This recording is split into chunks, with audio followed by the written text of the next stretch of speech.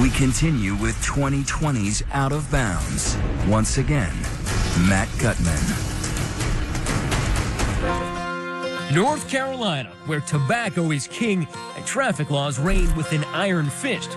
Go 15 miles an hour over the limit here, you will get your license suspended and you could land in jail.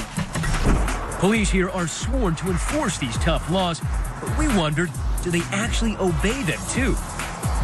To find out, we decided to turn the tables on the cops with our own 2020 speed trap in Raleigh, North Carolina. We're going to be along this road.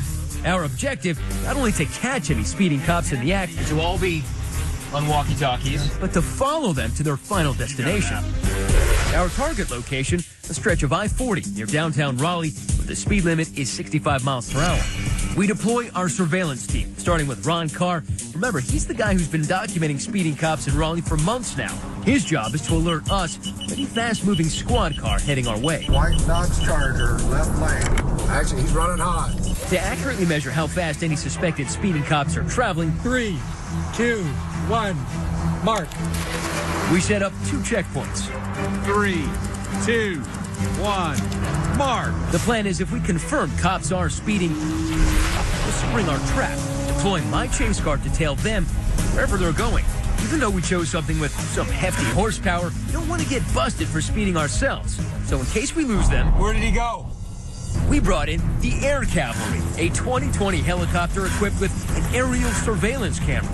Those cops can run, but they can't hide from our eye in the sky. The 2020 speed trap is set, and it's not long till this cruiser flies by our checkpoints at 75 miles per hour. Mark. That's 10 over the limit. No lights, no sirens. By the time the cruiser reaches us in the chase car, we estimate it's picked up even more speed. Going about 85. It's hard for us to catch up. My chase car is left in the dust, but luckily, our chopper team gets us right back on track. We're on it. Chopper's on it. It says SBI Crime Lab. We're able to follow the car to its final destination and confront the lead-footed driver. Matt Gutman from ABC News. Hi. How you been? I'm good. Good. We were watching you on I-40. Okay. We're going about 85 miles an hour. Okay. Wondering what you think about that. I don't really have a comment. You don't have a comment? No. It's hardly an emergency. The officer is just dropping off evidence at the state crime lab. Don't you think it's a little hypocritical that police officers go 85 miles an hour and they would clearly pull someone like me over? That would upset people. Isn't what you're supposed to do, to some extent, serve as an example of how people should drive? So stand by, this guy's moving. Astonishingly, the cops kept coming, zooming by us, smashing speed laws to take care of non-emergency business. He's cooking. Like the sheriff's deputy who hits 85 miles per hour, that's 20 over the limit. We're able to follow the deputy all the way downtown, where we discover there's no emergency. She was just apparently late for an appointment at the courthouse. All right, she is pulling into the official intake vehicles only. We can't do that. He's running hot. Same story with another sheriff's vehicle that we clock at 82 miles per hour. He's going so fast. You're going 82. Stay on him. Chopper, stay on him. Everybody stay on him. He's moving too fast for me to keep up with. Oh, man, we just lost him. Finally, our trusty chopper again comes to the rescue and puts us back on his tail. The officer leads us on a merry, slow-speed chase through Raleigh's downtown streets. He's going around in circles. He is aware we're following him. I think he's trying to shake us. He finally comes to a stop at the federal courthouse. We're from ABC News. We noticed that on I-40 over there, you were going about 82, 85. Wondering if you were on an emergency call. We didn't see the flashers. Think of a federal prisoner and take him back to Edgecombe County. I don't know. If I went 81 or 82, you'd probably pull me over.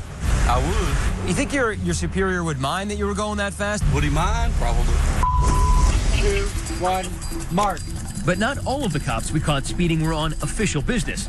Check out this officer cruising by at 79 miles per hour. Our helicopter crew tracks him as he exits the highway and follows him to, you're not going to believe this, a donut shop. And Dunkin' Donuts wasn't the only eye-opening destination we discovered Mark. the course of our surveillance op. Check out this highway patrol SUV speeding 75 miles per hour. I see him. By the time he gets to us in the chase car, we estimate he's going even faster. So this guy's going well over 80 right now, the middle lane. Tearing tearing across lanes just to get to his exit. Oh, wow. He did 3 lanes at once. Did 3 lanes without using his blinkers, ladies and gentlemen. We're able to catch up on a local road, but again, he punches the accelerator. You guys, this guy's going 70 in a 45 right now. We finally find out where the trooper was headed in such an all-fire hurry. Incredibly, he was speeding just to get to the Highway Patrol Training Academy. This place even has its own driver's training course. So, we're doing a story about speeding cops, and we noticed you were going about 80 miles an hour on the highway, and then about 75 in a 45. We had a hard time keeping up with you.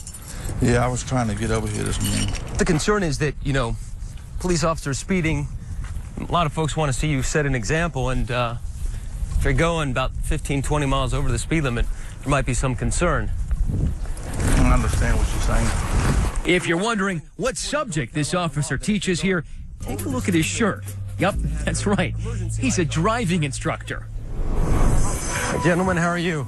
Time to get some answers. We walk into the training academy with cameras rolling.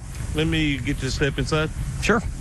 But none of the supervisors on site are willing to talk. You're not even curious about what your guys are doing, the guys who are speeding to get here to work for you? Sir, I'm not even at liberty to discuss this with you. Later, after we've left North Carolina, a spokesman for the Highway Patrol tells us they've launched an investigation into what we found. We went ahead and started looking into this matter, and we're going to handle it accordingly. Do you find it outrageous that one of the people we found driving most recklessly seemed to be a driving instructor? That's not a good thing. It kind of paints the wrong type of message. We are dealing with that individual.